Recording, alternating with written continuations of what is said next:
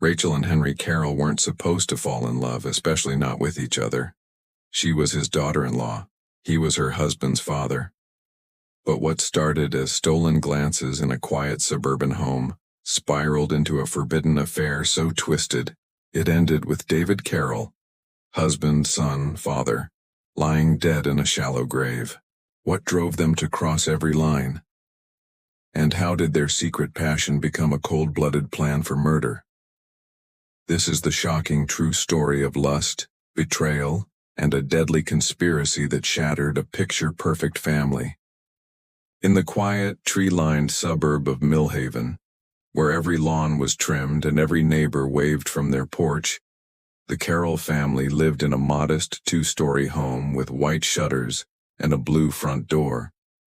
It was the kind of place where secrets seemed impossible, where everyone knew each other and scandal was the stuff of television shows, not real life. David Carroll, a 34-year-old auto mechanic, was known for being reliable and honest. His shop, Carroll's Auto Repair, had a solid reputation, and many in town trusted no one else with their vehicles. He worked long hours, often covered in grease, but never complained. He loved his job, but more than that, he loved his family. His wife, Rachel, was the kind of woman who lit up a room without trying. 32, with soft features and an easy smile, she volunteered at the local library and organized bake sales for Max's kindergarten class. She was deeply involved in church events and always ready to lend a hand to a neighbor. People often whispered about how lucky David was to have her. Together they seemed like a perfect pair, hardworking, committed, and grounded in family values. Their 5-year-old son, Max, completed the picture. Energetic and curious, he adored his parents, and was never far from either of them. The Carrolls were the kind of family others looked up to, a symbol of what stability looked like. A few years before, David's father, Henry Carroll, had moved in with them after suffering a minor stroke. He had been living alone in a nearby county, but after his health scare, David insisted he come live with them. Rachel didn't object. She agreed that family came first and that Henry would be more comfortable in a house filled with love and support. At 61, Henry still held on to his military habits. A former Army officer, he walked with authority, spoke in short sentences, and maintained a rigid daily schedule. He spent most mornings reading the newspaper and afternoons walking Max to the park. His presence added a sense of order to the home, and his stories of combat and discipline fascinated Max. To the outside world, the arrangement worked. Neighbors often saw Henry mowing the lawn or fixing things around the house. He was quiet but polite, and showed great pride in his son and grandson. Inside the home, things seemed normal, almost idyllic. Dinner was served around the same table every night. Family photos filled the walls. Vacations, birthdays, holidays. There were framed handprints from Max's preschool art class and a large print in the hallway that read, "Family is everything." It was a belief David truly lived by. But sometimes, even in the most perfect settings, something dark brews beneath the surface, something no one wants to believe could happen in a place so ordinary. Over time, Rachel began to change. At first, it was subtle. She seemed more distant, more tired, though she smiled through it. She said it was the stress of managing a house with an aging parent and a young child. David believed her. He didn't ask many questions. He trusted her completely. If she needed space, he gave it. If she needed help, he offered it. He had no reason to doubt her. After all, she was his wife, and he adored her. As for Henry, no one really noticed the shift in his demeanor. He was always reserved, so when he became quieter, it didn't seem unusual. In reality, something unthinkable was growing between him and Rachel, something that defied every boundary of family, marriage, and morality. The warning signs were there, but they were easy to miss. Rachel started spending more time at home, saying she needed to rest more. She stopped attending as many community events, citing fatigue or needing to care for Henry. On the rare occasions she went out, she made excuses for why Henry stayed behind instead of joining. David noticed, but again he trusted her. If she said she was tired, he believed her. If she said Henry was fine, he accepted it. Meanwhile, Rachel and Henry were finding small ways to be alone. At first it was innocent, a conversation in the kitchen while David worked late, a shared laugh over morning coffee. But soon, it turned into more. Glances became touches. Touches became something else entirely. What started as companionship evolved into a forbidden relationship, one that neither of them could justify but neither was willing to stop. Their connection grew in silence, hidden behind smiles and polite conversation. No one suspected a thing. Not David, who continued to work hard and support his family. Not the neighbors who still believed the Carrolls were the perfect suburban family. And certainly not Max, who looked up to both adults with innocent, trusting eyes. It was a dangerous secret, a house of cards balanced on lies and stolen moments. And while everything appeared calm on the outside, the truth was eroding the foundation of the Carroll family. A storm was coming, one that would tear through their lives with devastating force. But for now, the blue door remained closed, the windows spotless, and the illusion of the perfect family portrait firmly in place. It didn't happen overnight. The shift from affection to obsession was gradual, unnoticed by everyone except the two people who were living it. Rachel had always been the kind of woman who held herself together. She planned everything carefully, from grocery lists to Max's birthday parties. But after Henry moved in, something in her routine began to fray. It started with long talks after dinner when David was working late at the garage. Henry would sit at the kitchen table, sipping tea while Rachel folded laundry or scrolled through her phone. Their conversations covered everything from politics to old memories of David's childhood. It felt harmless at first, just two adults passing time in a quiet house. But slowly, those talks grew longer. They began seeking each other out, inventing reasons to talk. Rachel would bake cookies and ask Henry to taste them first. Henry started doing small chores for her, fixing squeaky doors or replacing light bulbs she didn't ask him to touch. There was a strange intimacy forming between them, one that didn't look suspicious from the outside but felt increasingly dangerous behind closed doors. Rachel began dressing differently around the house, more carefully. She wore perfume in the evening, though she said it was just out of habit.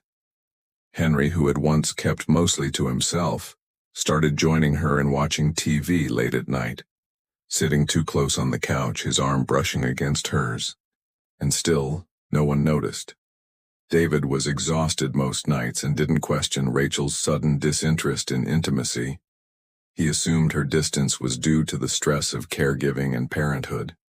He told her to rest, encouraged her to take time for herself. He never suspected that the woman he kissed goodbye every morning was becoming emotionally and physically entangled with his father. The affair began on a rainy Tuesday afternoon. Max was at a playdate and David was working a double shift. Rachel was folding laundry in the bedroom when Henry walked in to ask if she needed help moving some boxes. Something shifted in that moment, something neither of them could fully explain. They kissed, and the lines that should never have been crossed disappeared in an instant. What followed was a whirlwind of stolen moments. They met in secret, sometimes in the basement, other times in the laundry room, always careful to avoid being seen or heard. They used coded messages, erased call logs, and never left traces of their time together. The risk only seemed to heighten the thrill. The fact that what they were doing was so profoundly wrong made it feel, in a twisted way, more powerful. But the guilt began to gnaw at Rachel piece by piece. She'd find herself staring at Max and wondering what would happen if he ever found out. And yet, she didn't stop. She told herself she was in control, that no one would ever know. Henry, meanwhile, became increasingly possessive. He began making suggestions, small at first. He wanted David to spend more time at work. He hinted that Rachel should encourage Max to bond more with him. Rachel dismissed these ideas at first, but the seed had been planted. What they didn't realize was that the walls were closing in. One of Rachel's friends, Kelly, began to suspect something. She'd noticed Rachel growing colder toward David and more evasive in conversation. Kelly had once stopped by unannounced and seen Rachel and Henry sitting unusually close on the couch, both looking startled. She didn't say anything at the time, but the image lingered in her mind. When she mentioned it to another friend, they brushed it off. "Henry's old and lonely," they said. "Rachel's just being kind." But Kelly wasn't convinced. Meanwhile, Rachel and Henry's fear of discovery deepened. Every phone call felt risky. Every knock on the door made them jump. They began talking less in person and more through a burner phone Henry bought under a fake name. The messages were short and urgent. "Garage at 10. David's home. Wait. Soon. Soon." That word began to echo in Rachel's mind. Soon what? What did they expect would happen? How could this possibly end without everything falling apart? Henry started to talk about freedom. How different life would be if David weren't in the picture. Rachel resisted the idea at first, horrified by the implication. But as the weeks passed and the secrecy wore her down, she started to listen. Henry had a way of framing things that made the impossible seem logical. He reminded her that David wouldn't forgive her if the affair ever came to light. He told her she'd lose Max, her home, her stability. The only way forward, he insisted, was to erase the past entirely. Rachel wasn't ready to agree. Not yet. But the thought had been introduced, and like a drop of ink in water, it spread through her mind, darkening everything. She told herself she loved David. She told herself she could stop at any time, but she didn't, and as the lie grew heavier, so did the fantasy of a life without consequence, a life without David. The fantasy began to harden into a plan, though neither Rachel nor Henry would admit it at first. It started as a whispered thought, an impossible solution to an impossible situation. But once the idea took root, it never let go. The more they talked, the more real it became. They convinced themselves they were trapped. Rachel feared losing her son, her reputation, everything she had built. Henry feared losing Rachel. He had become obsessed with her, no longer able to hide the intensity of his desire. They believed that the only way out was through David. Rachel had always been the careful one, the planner. She mapped out routines, schedules, and strategies. So when Henry began to talk openly about making David disappear, she didn't scream or run. Instead, she asked questions. How would it be done? Where would it happen? How could they avoid suspicion? It was terrifying how quickly she stopped seeing David as her husband and began seeing him as a threat to be managed. They didn't want a confrontation.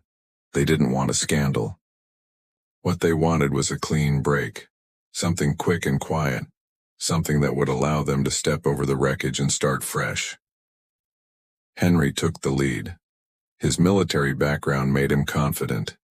He told Rachel he knew how to make something look like an accident.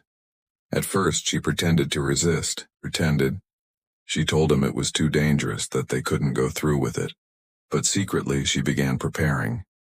She started keeping track of David's habits, what time he left for work, when he picked Max up from school, what nights he worked late. She paid attention to what doors he locked, where he kept his keys, how he stored tools in the basement. It was all information that could be used, and she cataloged it without even thinking. They decided the basement would be the best place. It was quiet, isolated, and rarely visited by guests. The cement floor would be easy to clean, and the space could be disguised as a workshop accident.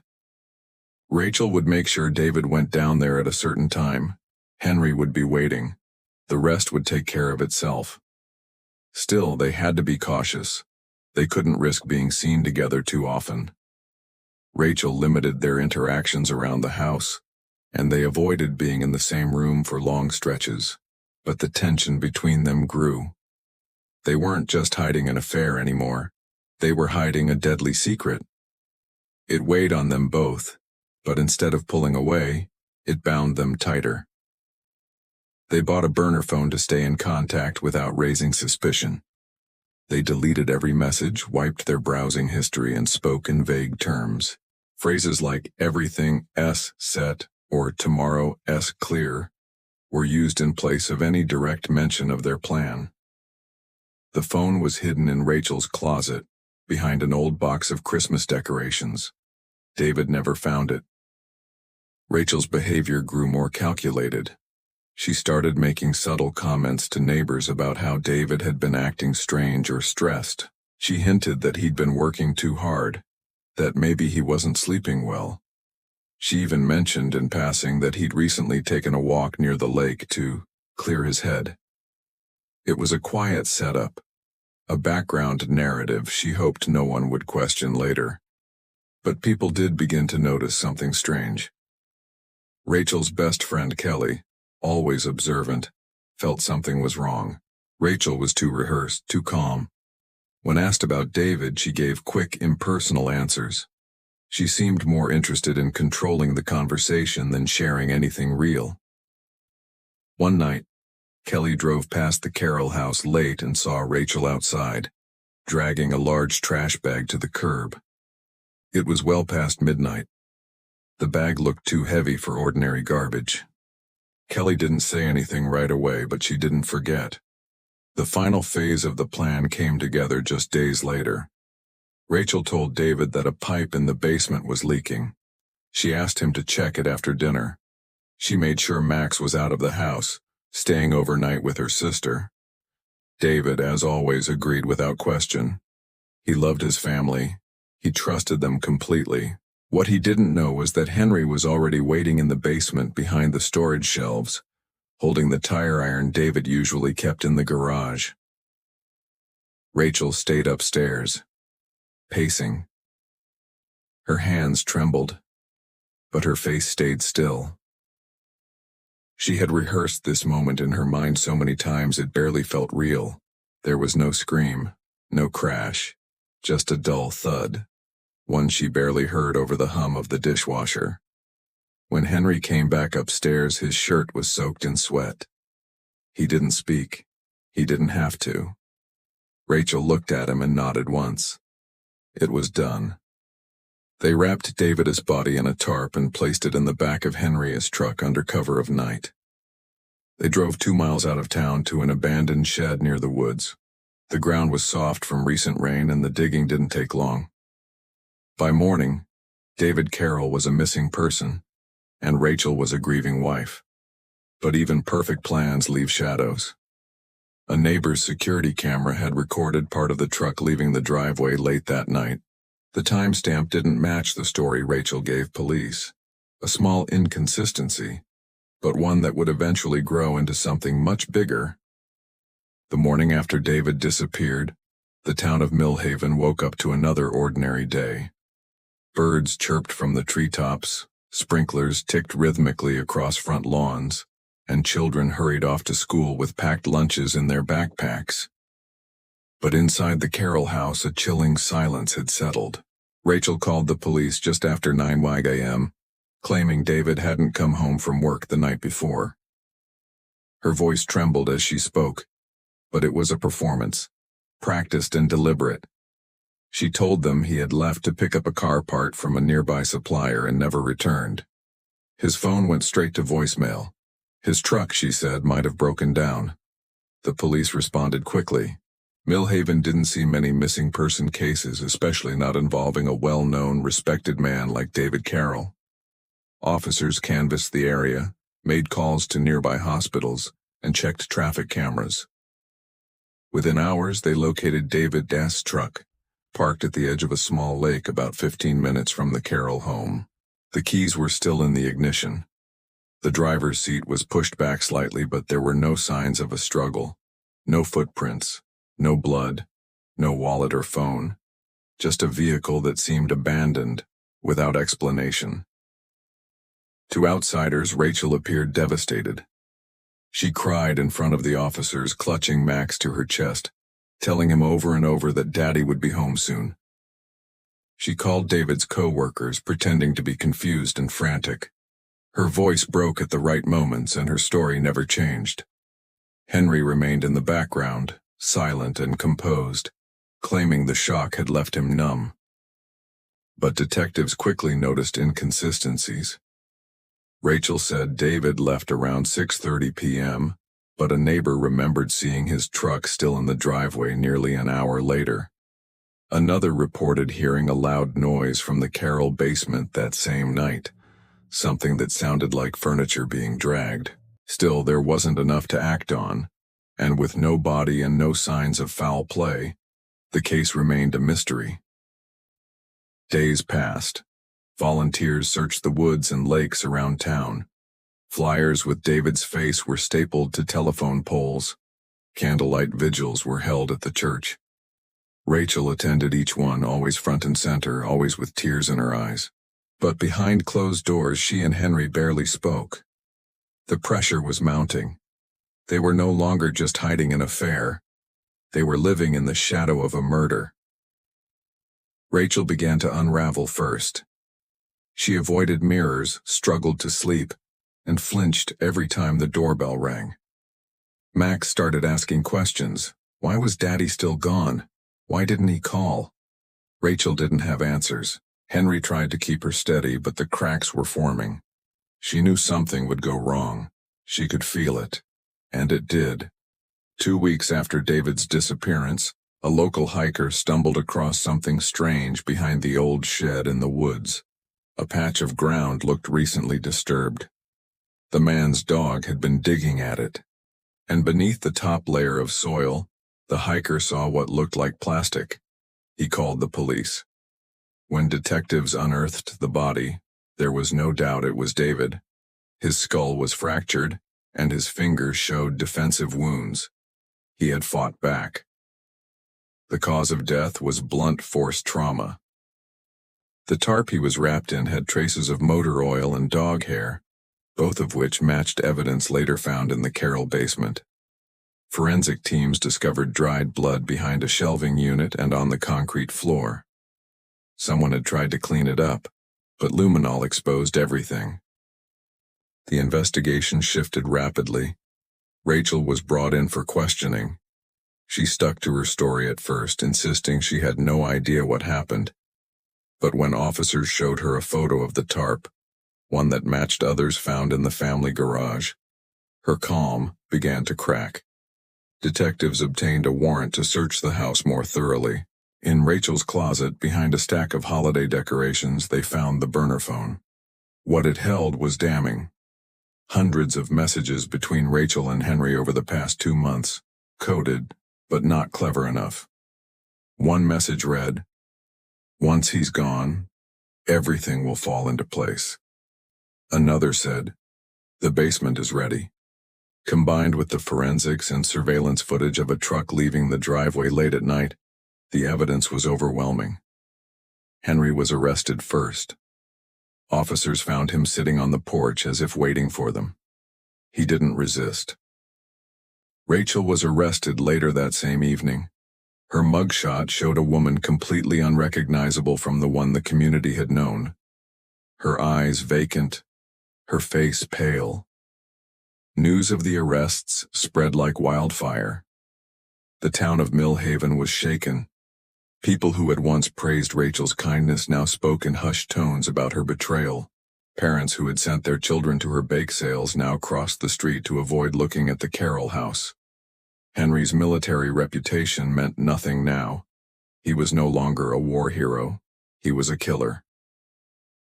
At the police station, Rachel finally confessed, though she tried to place the blame on Henry.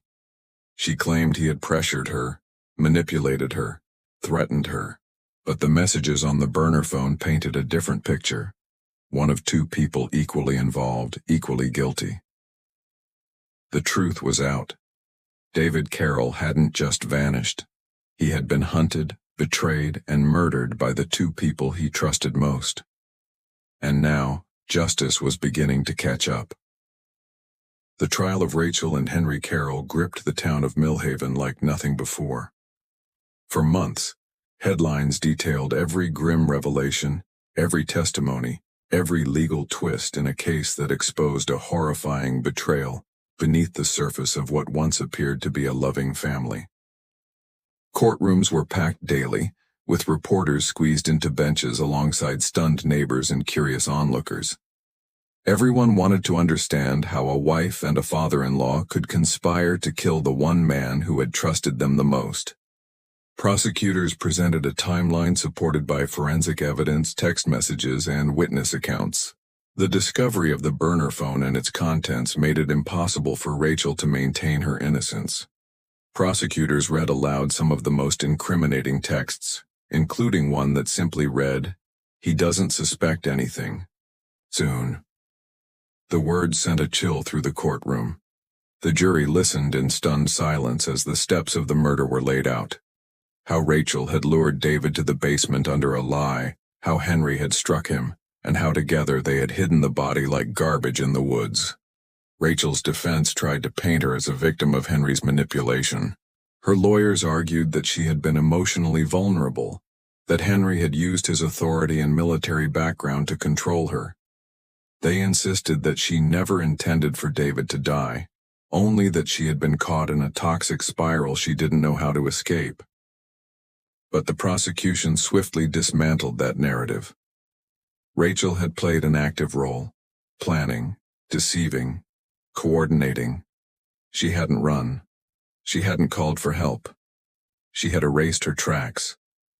Henry, for his part, remained stone-faced through most of the trial. He spoke only when called to the stand and showed no emotion, even when graphic photos of the crime scene were shown. When asked if he regretted what happened, he paused for a long time before answering. "Not the way it ended," he finally said. It was the closest thing to a confession, and it sealed his fate. The verdict came after only 3 hours of deliberation. Guilty, on all counts. Both Rachel and Henry were sentenced to life in prison without the possibility of parole. The courtroom was silent as the judge delivered the sentence. The only sound the muffled sobs of David's sister, who had attended every hearing in quiet agony. Max, just 5 years old when it all happened, was placed in the custody of David's sister. The court ruled it was in his best interest to have no further contact with Rachel.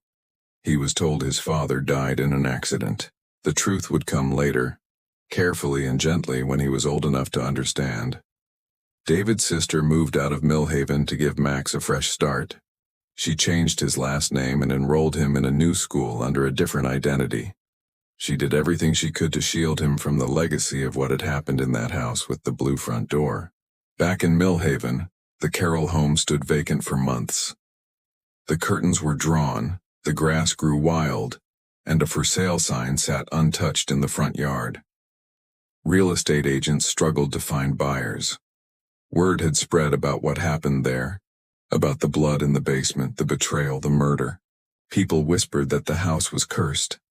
A few teenagers dared each other to sneak in at night, but most people avoided it altogether. Eventually, the property was taken off the market. The town changed after that. Trust became harder to come by. People questioned what went on behind closed doors, even in the most picture-perfect homes. Community events were quieter. The school Rachel once volunteered at removed her name from the list of past organizers. Her photo was taken down from church bulletins. It was as if Millhaven had collectively decided to erase her from memory. But not everyone could forget. Some still passed by the old Carroll house and remembered David, his easy laugh, the way he'd fix a neighbor's car without charging them, the way he spoke about Max like he was the best thing that ever happened to him. He had been kind, steady, loyal, and he had trusted the wrong people. In prison, Rachel reportedly keeps to herself. In the early months, she received a few letters from strangers offering support, calling her misunderstood. Those letters stopped after more details of the case came to light. She now spends most of her days in silence, refusing interviews and rarely speaking to other inmates.